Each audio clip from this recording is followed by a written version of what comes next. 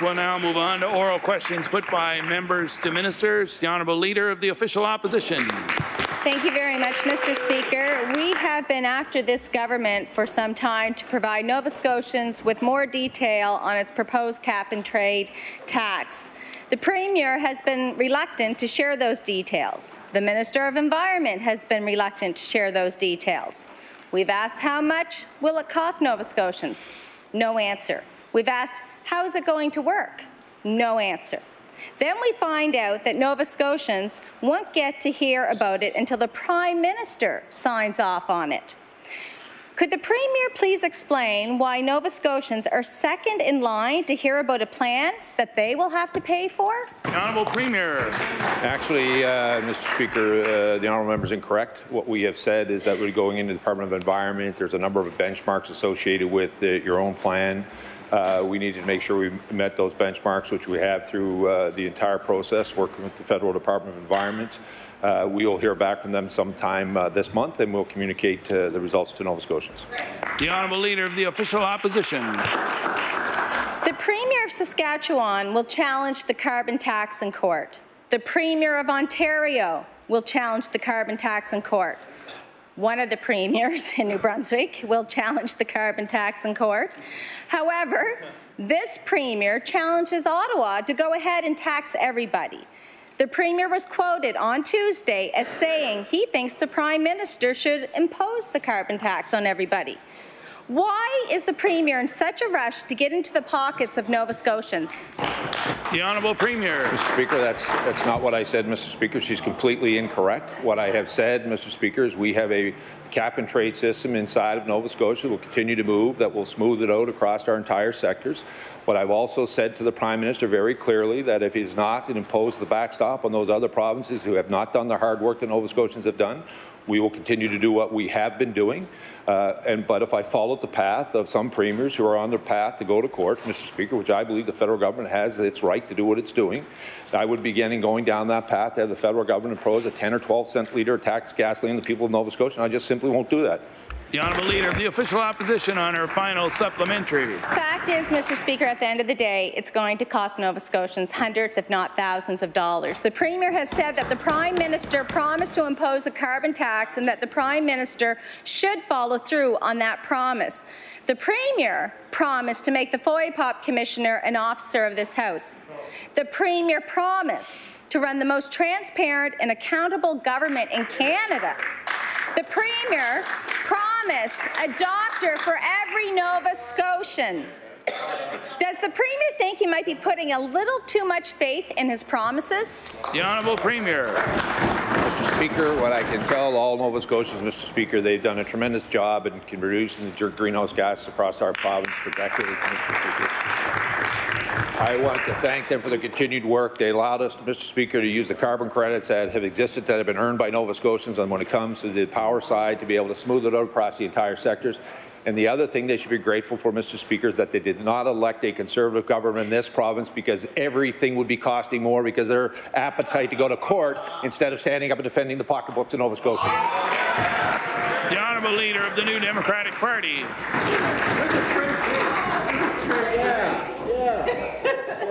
Often when members of the opposition ask the Premier about things that are challenging for us in Nova Scotia, the Premier responds with a recitation of things like the provincial credit rating and population levels and youth retention, as though this were somehow establishing the government's unprecedented record. But these are, Mr. Speaker, half stories. Take the credit rating.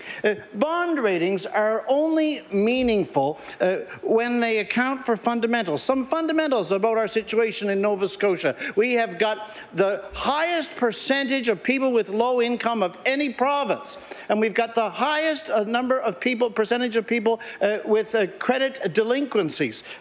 And so I want to ask the Premier, wouldn't he be better off to acknowledge acknowledge frankly where we are in Nova Scotia than to try to paint an economic picture that is incompletely true. The Honourable Premier. Thank you, Mr. Speaker. I want to tell the honourable member I appreciate his questions. He would know in 2013 Nova Scotians gave us the privilege to be the government. We inherited a $500 million hole, Mr. Speaker, that cost of managing that was going up, Mr. Speaker. Our inability to continue to invest in programs that Nova Scotians relied on, Mr. Speaker, was affected by that. What we did in a period of time, Mr. Speaker, has put us back to the fiscal health that is allowing us to make the largest tax cut. We directed it towards low-income Nova Scotians, Mr. Speaker.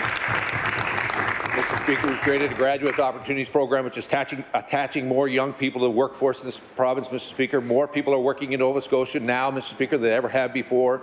Mr. Speaker, we're continuing to see the population grow, and we're going to continue, Mr. Speaker, to put ourselves on a good fiscal position so that we continue to make strategic investments to improve the lives of Nova Scotians. The Honourable Leader of the New Democratic Party.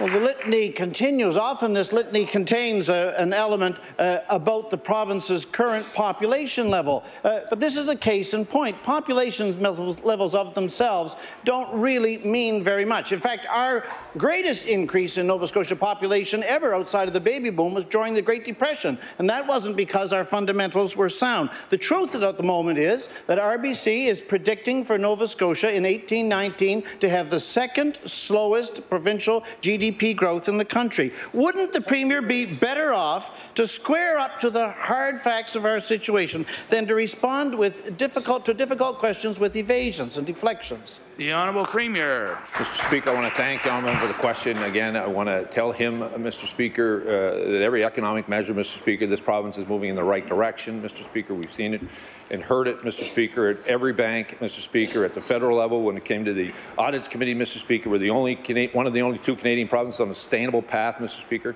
He is absolutely right. Our population is at an all-time high. The stats were out today. Almost 960,000 people are living in this province today, a new high.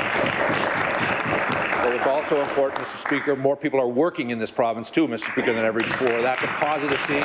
What we're doing, Mr. Speaker, is continuing to grow the population, which is in turn growing the economic opportunities for all Nova Scotians.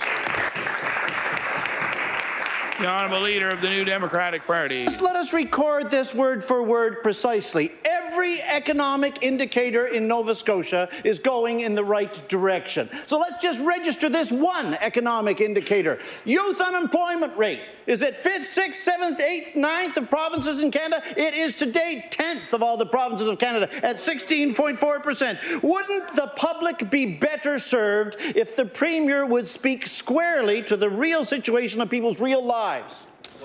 Honourable Premier. Mr. Speaker, I'm happy you raised the question, Mr. Speaker. When they were in power, youth unemployment was at 19%. Mr. Speaker, it is going in the right direction. Mr. Speaker, it's going down, Mr. Speaker. More young people are taxing the workforce, Mr. Speaker, than ever before. Mr. Speaker, I was at Volta last night. I can't tell you how optimistic young people are and how grateful they are that this government is in power.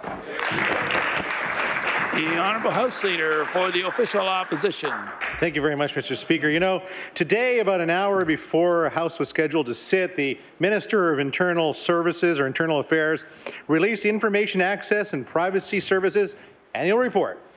The report covered the 2017-2018 fiscal year, April 1, 2017 to March 31st, 2018. And we all know that between March 3rd and the 5th, 2018, the government's FOIPOP portal was breached and the personal information of Nova Scotians was accessed. It's a fact that's well known. It's been discussed many times in this House Assembly. Can the minister tell me on what page of the 12-page document does this breach appear? The Honourable Minister of Internal Services. Thank you, Mr. Speaker, and I'd like to thank the member for the question. As he pointed out, this report only covers until March. So it does not cover, unfortunately, when the breach occurred. But I am looking forward to hearing from the Auditor General and from the Privacy Officer when they conduct and complete their reports on the breach itself. The Honourable House Leader for the Official Opposition. Well, Mr. Speaker, you know, the breach happened in the year covered by this report. You think you might have put a footnote, an asterisk, something to underline the fact that it happened between March 3rd and March 5th, 2018, which is the time covered by this report. It shouldn't be ignored because the government's department took a month to find it. That's the point here, Mr. Speaker, that it took over a month for that government to find that it had had a breached portal. They've tried to push this issue down the road, as they are in this one. They kept it out of public accounts. They punted it to the Auditor General. Will the minister commit to retracting and reissuing it with the details that are required? The Honourable Minister of Internal Services. Thank you, Mr. Speaker, and I would like to correct the member that this report does not cover when the breach was found out and what we have covered. So he is inaccurate in his statement that the report is accurate for the timeline given. And I would also like to assure the member and all members of this House that we are not trying to push down anything. We have worked in cooperation with the 2 independent sources who are looking at this particular breach, and we will continue to work with them, and we look forward to hearing their recommendations when those reports come out. The Honourable Member for Dartmouth South. Mr. Speaker, my question is for the Minister of Education. Today, the 12 individuals who will form the Provincial Advisory Council on Education were appointed. The advisory body of political appointees is replacing democratically elected school boards. I was pleased to see that 133 individuals from across the province applied. However, it was frustrating that the committee responsible for making the appointments was not given any information about the selection process, how a shortlist was developed, or how the 12 appointees came to be presented. This lack of transparency naturally leads to speculation about the fairness of the process. Mr. Speaker, can the minister explain the criteria, selection, and process he used to select these individuals, or can he provide them later to the members of this House? The Honourable Minister of Education. Thank you very much, Mr. Speaker. In terms of the criteria we looked for, first and foremost was regional representation. Secondly was expertise in the field of education. We also wanted to have cultural diversity reflected, and we also followed through on the promise that we made through based on the NDP amendment to our legislation, have first voice on there as well for those with learning challenges in our education system, Mr. Speaker. And at the end of the day, I think we have a good quality group of people that represent a broad section of our province who have great expertise and experience that will help us make good decisions when it comes to education in the province of Nova Scotia. The Honourable Member for Dartmouth South. Mr. Speaker, with respect, I suspect more than 133 applicants might have met those criteria. Our caucus has raised over and over again our concerns about the complete lack of accountability and transparency within this new administrative model. We don't know how PACE members were selected, we don't know what role they will play, and the public cannot attend their meetings. That has nothing to do with the Westminster system, as the minister has previously claimed, and everything to do with the way that this government has chosen to conduct itself. Mr. Speaker, will the minister agree to make the meetings of the Provincial Advisory Council of Education open to the public so that parents can observe decisions being made that will impact their children? The Honourable Minister of Education. Thank you very much, Mr. Speaker. For the member to suggest that there was anything untoward about this process, we followed the same exact process that all parties, all governments have followed with the appointments of boards and commissions. We followed that process to a T, which led to the final recommendations that were made to the all-party committee on HR. The all-party committee did delay the passage of those names because they had some further questions, which was fair and well within their right. I'm happy that the committee did decide to meet again this week so that we could get these people in place to begin the important work on helping us continue to make good, important decisions to improve the education system for students all across the province, Mr. Speaker. The Honourable Leader of the Official Opposition. Mr. Speaker, my question is for the Minister of Health and Wellness. Doctors Nova Scotia has released a paper on the changes they feel can help to recruit and retain doctors. It lists 6 measures that they feel can greatly improve the climate for doctors in this province. Though Doctors Nova Scotia has said that these measures were in no particular order, one can't help but read into their decision to list compensation first. Nova Scotian doctors are making $28,000 less than their counterparts in New Brunswick and $105 less than doctors in PEI. Today, the government revealed $71 million in unbudgeted expenses for the Department of Health. I'd like to know, did any of that go towards better pay for our doctors? The Honourable Minister of Health. Thank you, Mr. Speaker, and I thank the member for the question. I believe if the member looks closely at the data that she referenced, that comes from 2015-16 year, I believe. That figure does not take into account the nearly $40 million we invested into compensation and incentives for physicians in the province of Nova Scotia. Mr. Speaker. The Honourable Leader of the Official Opposition. The problem is, Mr. Speaker, there's still over 100,000 people in this province without a doctor. The other 5 considerations from Doctors Nova Scotia were improved succession plan, better engagement with doctors, changes to billing audits, and less administrative red tape. This government likes to proclaim they are the fighters for red tape. They also proclaim to be the most open and transparent government in Canada, and you can take that for whatever it's worth to you. But, Mr. Speaker, most of these issues are low cost or no cost at all and are basically completely internal measures. So I'd like to know if the minister can tell me, what is the holdup? The Honourable Minister of Health. Thank you, Mr. Speaker. I thank the member for the question. I'd like to assure the member that there is no holdup. In fact, we're working on many of those areas of concern with respect to things like red tape reduction, reducing some of the administrative burden. We've been taking steps in areas like the locum program to be more efficient, to provide some concierge-type services to help address the administrative steps for physicians who would be providing temporary services. That's what the locum program is all about. We've been taking steps like that with respect to the audits, Mr. Speaker. We do share the desire to have an educational component in the billing audits, Mr. Speaker. We've been reached out, we've engaged our billing services group to work with them to improve that side of things. But at the same time, Mr. Speaker, when the member suggests that there's no financial cost to these, I'm sure she's not suggesting that our audits not be comprehensive and complete at the same time. The Honourable Member for Inverness. Speaker, another question for the Minister of Health. There are thousands of Nova Scotians who need a family doctor. Many of them worry what will happen if they get sick and have no one to quarterback their care. You can only imagine the disappointment many of them felt when they learned that one young doctor left because the health authority couldn't figure out a way to keep her. And I'll table that story. Mr. Speaker, when so many people are desperate for a family doctor, why didn't the health authority work harder to keep Dr. Monica Dutt? The Honourable Minister of Health. Thank you, Mr. Speaker. With respect to the recruitment efforts that take place across the province, I assure the member. Order, please. The Honourable Minister of Health.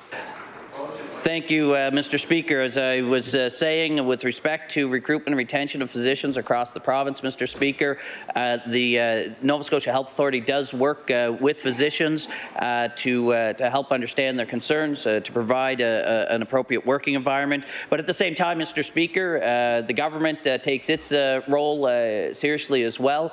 We've provided increased compensation as part of an almost $40 million investment earlier this year. Mr. Speaker, we are taking steps to help with the retention as well as the recruitment of physicians in this province. The Honourable Member for Inverness. Mr. Speaker, the Minister's answer did absolutely nothing to help Dr. Dutt. Instead of helping her to find a practice to work out of, the health authority put that onus on her. Not very welcoming and not very effective. Dr. Dutt was hoping to work part-time in a family practice in Cape Breton. She was surprised when the health authority could not help her. She moved to Ontario. Does the minister accept any responsibility for this? Should he not be ensuring the people who ultimately work under his ministry are actually trying to help doctors wanting to serve the people in this province who need one? The Honourable Minister of Health. Thank you, Mr. Speaker. And as I previously noted, we are taking steps throughout both the Department of Health and Wellness and our partners at the health authorities Mr. Speaker, we have invested almost $40 million in increased compensation and incentives to help recognize the role that physicians play in providing comprehensive family care. We've created an incentive program to encourage physicians that are here to attach more patients off of our need a family practice list, Mr. Speaker. So, Mr. Speaker, we continue with these investments. We continue to work with our education providers and partners to provide more opportunities for residents and trainees within the medical profession, and not just with physicians, Mr. Speaker. We're doing with other healthcare providers like nurse practitioners as well. The honourable member for Inverness, or pardon me, Northside Westmount. Thank you, Mr. Speaker. Mr. Speaker, our frontline paramedics and Nova Scotians from tip to tip recognize that the current system is failing those in their time of need. I, along with my colleagues, take our first responders very seriously. That's why I've risen in this House on countless occasions to have advocated on behalf, only to be given a non-answer by our Health Minister. We need to improve their work environment and in the process improve the level of service Nova Scotians both expect and deserve. Paramedics don't need help today or tomorrow. They needed help yesterday. So my question to the Minister is this: when will the ambulance offload program at the Dartmouth General Hospital be implemented at other Nova Scotian hospitals? The Honourable Minister of Health. Thank you, Mr. Speaker. I don't have a date for when that's going to be rolled out. As I've previously mentioned here on the floor, work is ongoing in the analysis of that program. We know, certainly in the feedback that I've received from frontline healthcare professionals, paramedics, as well as nurses and physicians who work not just at the Dartmouth site, but paramedics from who provide services throughout the province, the metro region, that have commented on the difference they've seen, the improvements at the Dartmouth General. So, Mr. Speaker, that work is ongoing to make sure we have the information so we can roll it out successfully to other locations. And, Mr. Speaker, we continue to meet with the representatives that would be responsible for that work as a department. The honourable member for Northside Westmount. Thank you, Mr. Speaker. Mr. Speaker, the Minister touts his Sunday drive with the area supervisor and now claims to be an expert on the struggles that many paramedics are facing on their job. But it isn't enough. It isn't enough to hear what paramedics have to say. He needs to experience it too, Mr. Speaker. He needs to experience a full 12-hour day so he can go on the calls and sit in the hallways of Nova Scotia hospitals, experiencing these offload delays, experience the frustrations they feel every day. And I would like to table this letter, Mr. Speaker, from the union, if it's not already on his desk. Mr. Speaker, it's not enough to hear about it. It's time for you to live it as well. So my question to the Minister is this: will he sign the necessary confidentiality agreements and do what he promised to do in this House? He would do to participate in a full 12-hour shift. The Honourable Minister of Health. Thank you, Mr. Speaker. And it surprises me that the member opposite would suggest that listening to frontline healthcare workers like paramedics is not appropriate, Mr. Speaker, for me to do that. That their words, Mr. Speaker, that the paramedics... Order, please. The Honourable Minister of Health. That the member opposite... Order, please. The Honourable Member for Northside Westmount will come to order. The Honourable Minister of Health. Thank you, Mr. Speaker. That the member opposite would suggest that the feedback provided by frontline paramedics in the hospital system that I had met with, Mr. Speaker, in their bases, Mr. Speaker, as I toured around, Mr. Speaker, that he would suggest that their input and their feedback was not sufficient for me to understand their work conditions and the opportunities for improvements, Mr. Speaker. I think that's shameful and disrespectful for the work of those frontline healthcare workers, Mr. Speaker, because I found that input very valuable, and we've been taking that feedback and moving forward with it, and that's where I've mentioned the work at the Dartmouth General Hospital, which is what I heard directly from those frontline paramedics. The Honourable Member for Cape Breton Centre.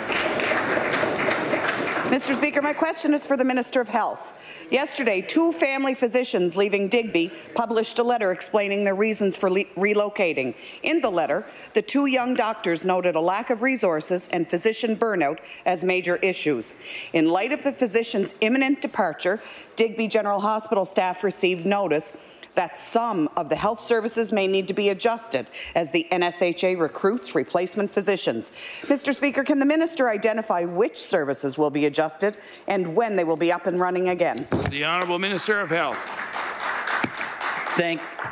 Thank you, Mr. Speaker. As the member would know, the letter that was published by these two physicians does outline a number of the concerns that they've raised. I think by my reading of it, one of the significant things as well that was highlighted was the personal circumstances of the physicians, Mr. Speaker, and what role that plays when they're making their decision of where to practice. We heard loud and clear from physicians throughout the last election campaign, Mr. Speaker. That's why we've brought more flexibility to allow physicians the opportunity to practice within the province. We've established a pool, Mr. Speaker, for vacancies to ensure that primary care access and physician services can be provided where and when needed.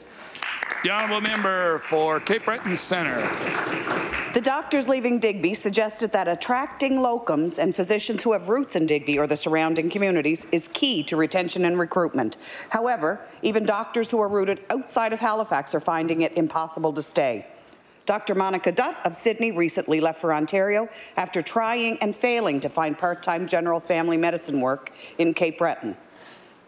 Mr. Speaker, anyone who works in healthcare in Cape Breton can tell you when recruitment was in the hands of the former district health authorities, we didn't have this kind of problem. Mr. Speaker, will the minister admit that taking power away from local communities has worsened the healthcare crisis? The Honourable Minister of Health. Thank you, Mr. Speaker. And no, I wouldn't. What I would like to note, though, Mr. Speaker, is that... Order, please.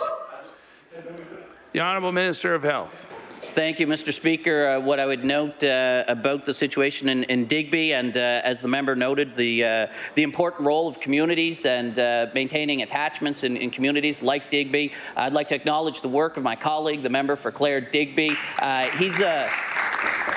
He's a member of a committee made up of municipal representatives from Nova Scotia Health Authority, very similar to the task force that's up in Cumberland County, working to highlight. I know my member has travelled with the committee to Sherbrooke, where there are a number of French members from the community in the region, to attract them back to their community, Mr. Speaker. I'd like to thank them, all those members in the community throughout the province, doing this kind of work to bring people back to their communities as part of the recruitment strategy. The Honourable Member for Dartmouth East. Thank you, Mr. Speaker. Mr. Speaker, my question is for the Minister of Education. Last year, this government implemented pre-primary very, very quickly. The rush has caused a number of issues, as members of this House know all too well. The latest is that starting Monday, a dozen 4-year-olds are going to attend Fairview Junior High School, and I'll table that, Mr. Speaker. We already know that the play structures and issues around catchment areas exist. We can only imagine how many things are unsafe at a school that is designed for a different stage of education. My question to the minister is this: does the minister believe it's wise to send our pre-primary 4-year-olds to a junior high school? The Honourable Minister of Education. Thank you very much, Mr. Speaker. And there is a fundamental difference between the opposition and us when it comes to pre-primary. We believe that early learning is critical to the success of each and every one of our students. And we are moving forward ambitiously to ensure that every single 4-year-old in this province and every single family has access to early learning in their communities. The area of Fairview, Clayton Park, has high needs in this area, Mr. Speaker, and we're going to deliver to that community along with every other single community in this province. At the same time we're doing that, we're also expanding the regulated childcare sector, Mr. Speaker, which is already expanded by 1,500 spaces in this province. That's something we can all be very proud of on this side of the House. The Honourable Member for Dartmouth East. Thank you, Mr. Speaker. Well, there the minister goes again. This government likes to paint every pre-primary discussion as either for the program or against the program. Mr. Speaker, the minister, he leaves no room for the notion that the program is good, but it's the execution on the part of this minister that is lacking. Mr. Speaker, junior high school is a time when young people start experimenting and exploring. We all know this is a different stage of development that requires different resources and a different approach to teaching. But it's not the appropriate stage, it's not the appropriate place for 4-year-olds. There are many concerns the junior high school level is simply not appropriate. My question is this, Mr. Speaker: could the minister update this House on what steps have been taken to prepare the students at the junior high school, and what steps have been taken to ensure proper program delivery for pre-primary? Thank you, Mr. Speaker. Honourable Minister of Education. Thank you very much, Mr. Speaker. We have engaged in an ambitious new social program for this province. We have successfully brought in over 3,000 4-year-olds into our early learning programming, Mr. Speaker. And yes, some of those classes are in junior highs, Mr. Speaker, but that's not to suggest that the incredibly trained staff, our early childhood educators in those schools can't provide safe learning environments, Mr. Speaker. To say otherwise is absolutely false and contrary to the facts and evidence that we have with the information that's come in today with pre-primary, Mr. Speaker. That party voted against pre-primary. They continue to attack that program, Mr. Speaker, and that is the difference between the Conservatives and Liberals. The honourable member for Pictou Centre. Mr. Speaker, dialysis patients in Pictou County continue to patiently wait for increased services in their area. The last budget included new dialysis units for Bridgewater, Kentful, Digby, Glace Bay, but none for Pictou County. Presently, many dialysis patients in our county are left wondering why the minister is choosing other areas and ignoring the needs of Pictou County. The question to the minister: when will dialysis patients in Pictou County receive good news about an expanded local dialysis unit? The Honourable Minister of Health. Thank you, Mr. Speaker. Happy to advise the House, Mr. Speaker, that the work that was done to identify locations of the sites, I believe 6 sites in total across this province, making up 48 additional beds across the seats, dialysis seats at those 6 sites. Was done as a review looking at the distance that people are traveling and the demands across the province. Those were the areas that were prioritized at that time. Work is underway, Mr. Speaker, to complete the renovations and implement those additional seats to provide care in those communities. As that work moves to completion, we'll continue to look at other opportunities to improve the dialysis treatment options for all Nova Scotians. The honourable member for Pictou Centre. Thank you, Mr. Speaker. Mr. Speaker, I hope the minister understands that dialysis patients have enough on their plate without having to travel long distances to access service they deserve and paid for through their hard-earned tax dollars. With winter approaching, patients traveling to Antigonish face the uncertainty of weather, road conditions, and all the stress that brings. We all know it'll be several years before the Twin Highway will be a reality. A closed highway due to weather conditions could be disastrous for someone who needs regular dialysis. Question to the minister: will he commit to the citizens of Pictou County that there will be additional dialysis chairs added during next spring's budget? The Honourable Minister of Health. Thank you, Mr. Speaker. As I've previously mentioned, work is underway in expanding 6 additional sites within the province, an additional 48 chairs of service being provided.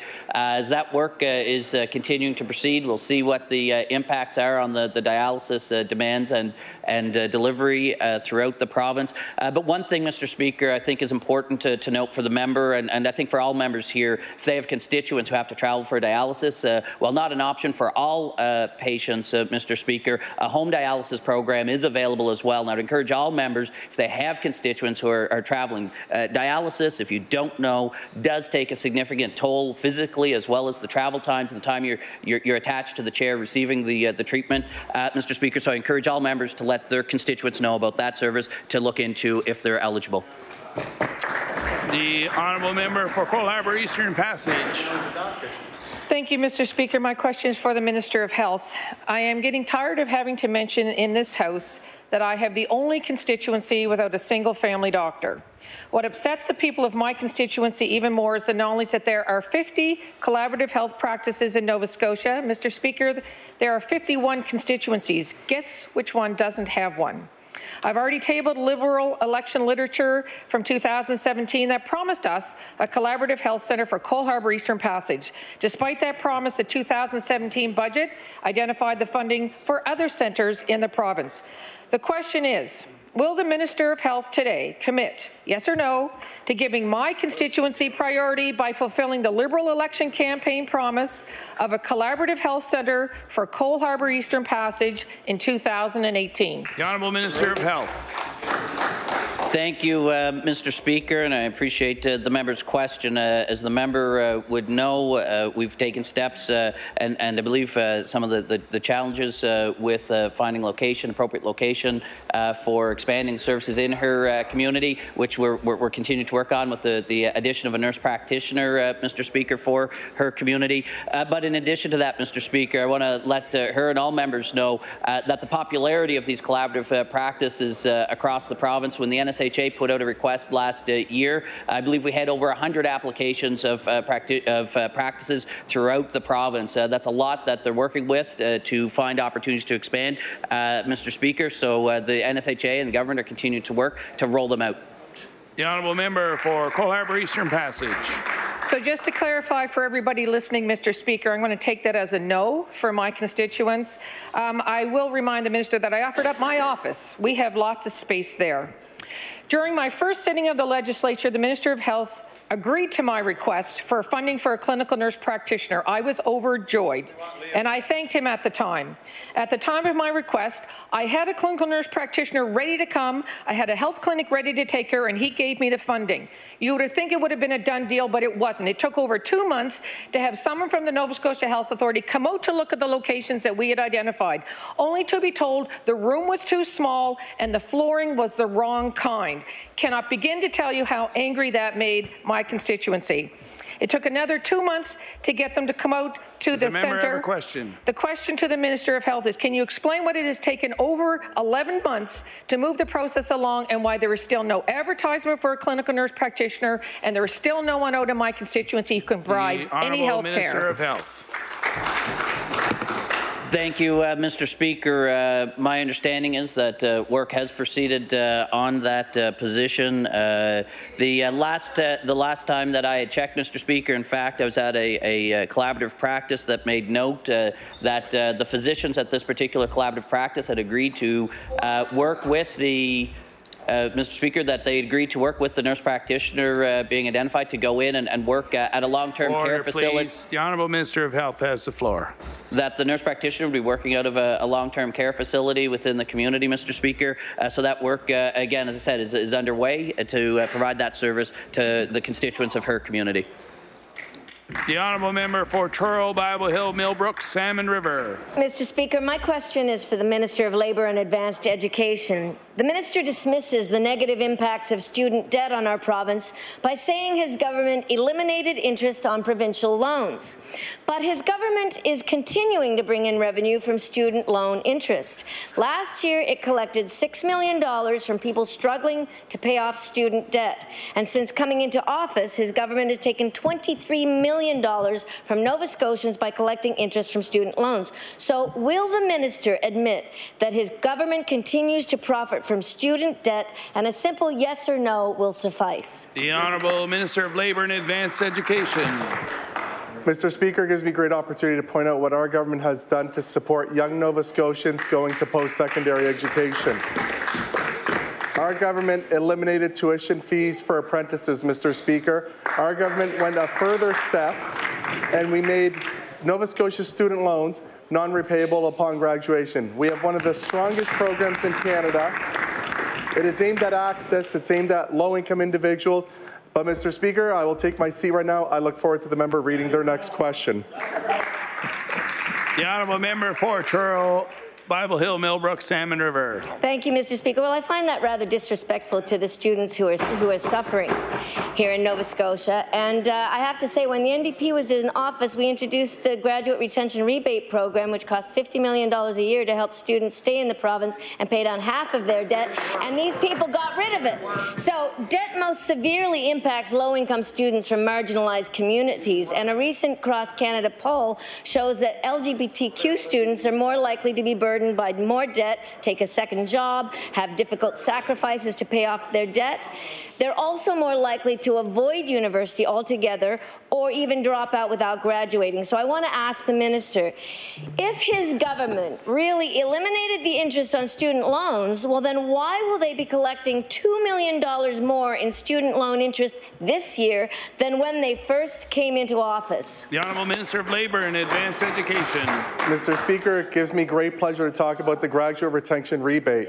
It was such a great program, Mr. Speaker, that I qualified to get it 3 years ago when I finished my MBA. Mr. Speaker, it made no sense. It made absolutely no sense. Over 90% of the money of that program went to students who were over the age of 30.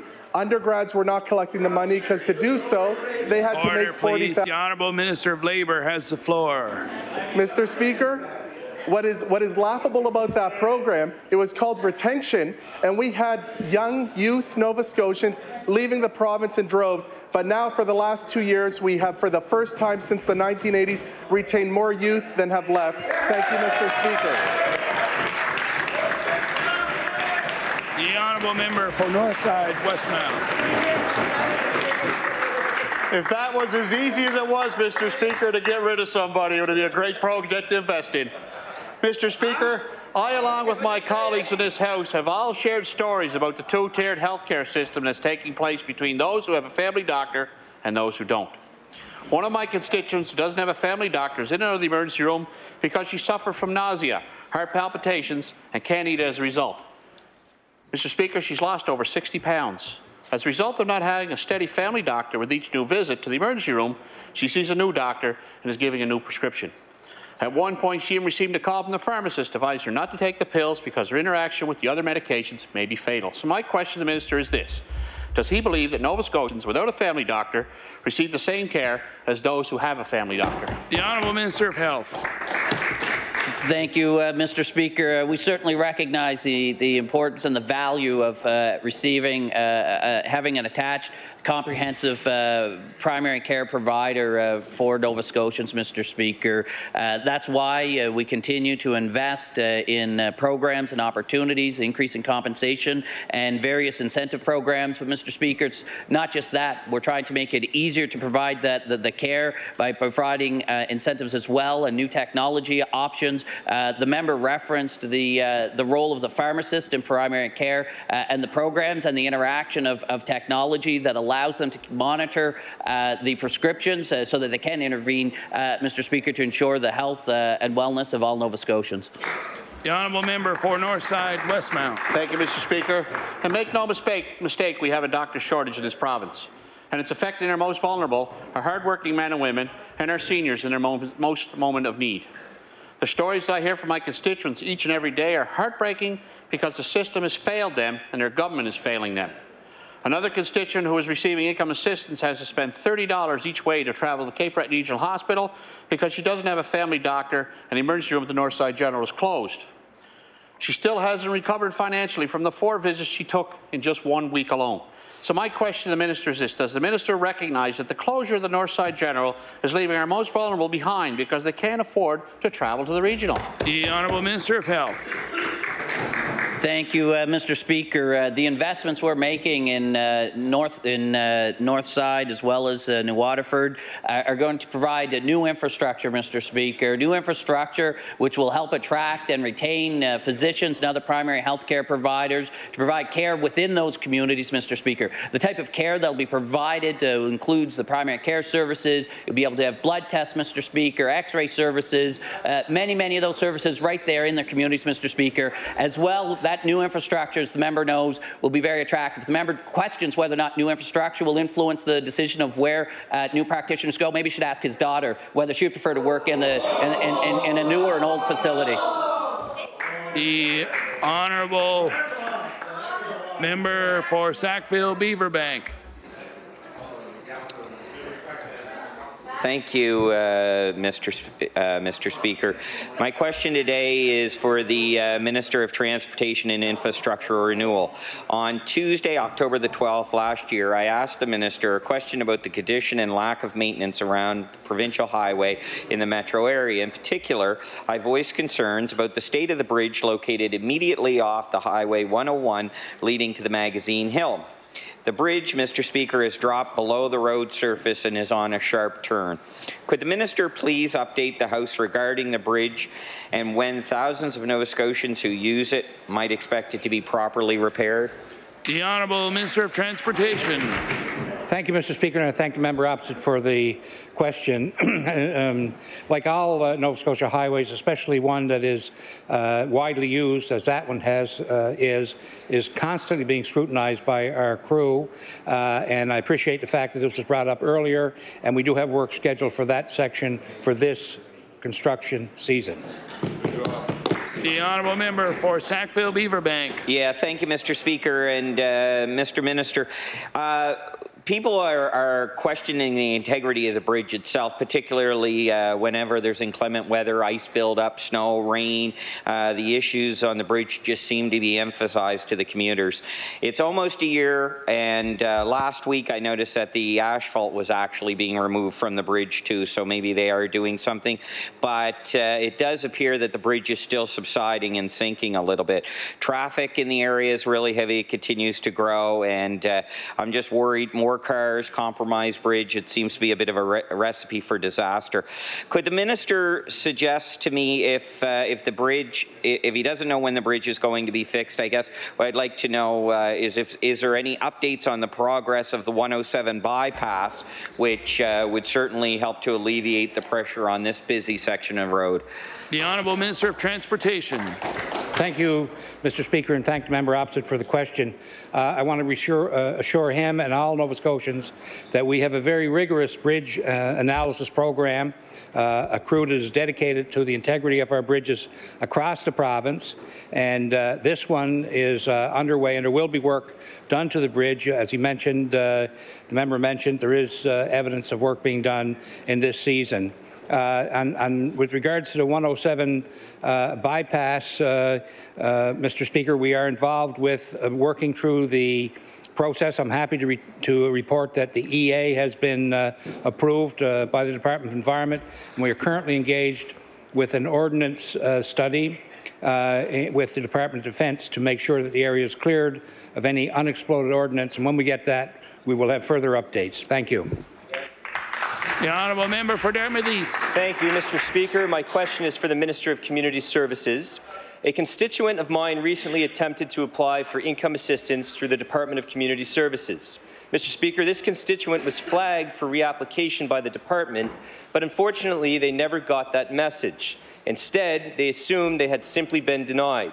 This series of events has resulted in a great deal of stress and confusion for the constituent. My question to the Minister is this. In cases where income assistance applicants are required to reapply, could the Minister walk us through the steps the department takes to get that message to applicants? Thank you, Mr. Speaker. The Honourable Minister of Community Services.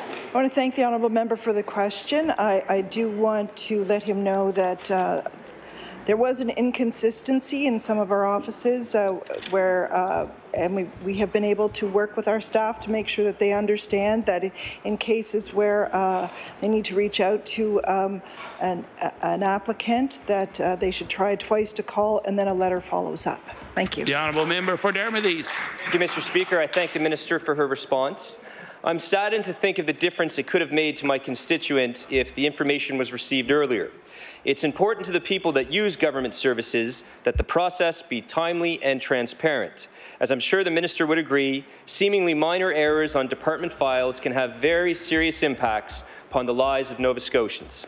Mr. Speaker, is the Minister satisfied that her department's communication protocol with clients meets the highest standards of timeliness and transparency? Thank you, Mr. Speaker. The Honourable Minister of Community Services. I want to thank the Honourable Member, and this does give me the opportunity to talk about the great work that people in the Department of Community Services do every day to make a difference in the lives of Nova Scotians they serve. We've been engaged in a transformation process, and I must say that folks have really engaged in this, and I do so appreciate the work that they have been doing. As I indicated to the Honourable Member, there was an inconsistency that was identified. If the Honourable Member would like to pass on the name to the person to me, we can have the department look into it further. Thank you. The Honourable Member for Dartmouth North. Mr. Speaker, my question is for the Minister responsible for housing. Our province needs more affordable housing. The 2018 Canadian Housing Index reported that Nova Scotia has the 4th unhealthiest rental market in the country, and the government has chosen to address this through rent supplements. That's a short-term solution and one that doesn't work in tight rental markets. Over 200 of the rent supplements that the minister announced last year were supposed to be in place this year, but we're hearing that landlords are not accepting them. So my question for the minister is precisely how many of the new rent supplements have resulted in someone being housed? The Honourable Minister of Community Services. I want to thank the honourable member. As the honourable member would know, that was just announced earlier this year, so I don't actually have those statistics at my fingertips, but I would be more than happy to get them for her. It was, I believe, just before the summer when they were announced. Thank you. The honourable member for Dartmouth North. Mr. Speaker, the fundamental fact is that Nova Scotia needs more non-market housing. That means more public housing, not-for-profit housing, land trusts and co-ops. When this government came into power, there was a framework in place to take real action on affordable housing, but instead this government is pouring public money into an ineffective market solution through rent supplements. So my question for the minister is, when can we expect to see the province invest in new affordable housing units? The Honourable Minister of Community Services. I want to thank the honourable member for her question, and I do remember when that framework came in, and it was very thin gruel. There was nothing there. There was no there, Mr. Speaker. What we have done is we have reduced the housing wait list for 10% every year the last 3 years, and we will continue to reduce that housing wait list. Thank you. The Honourable Member for Cumberland South. Mr. Speaker, my question is for the Minister of Health. Mr. Speaker, there are several students from this area that have gone abroad to study to become doctors in this province. Can the Minister of Health please explain how we're going to get those people back? And also, would he please retract his remarks from earlier? The Honourable Minister of Health. Thank you, Mr. Speaker. The work that's ongoing with recruitment initiatives, I'd like to acknowledge the great work that the member, my colleague, the Minister of Immigration, has done introducing a new stream for family physicians, Mr. Speaker. It's been very successful. We had over 10 people join come to Nova Scotia as part of that. Order, please. Time allotted for oral questions put by members to ministers has expired.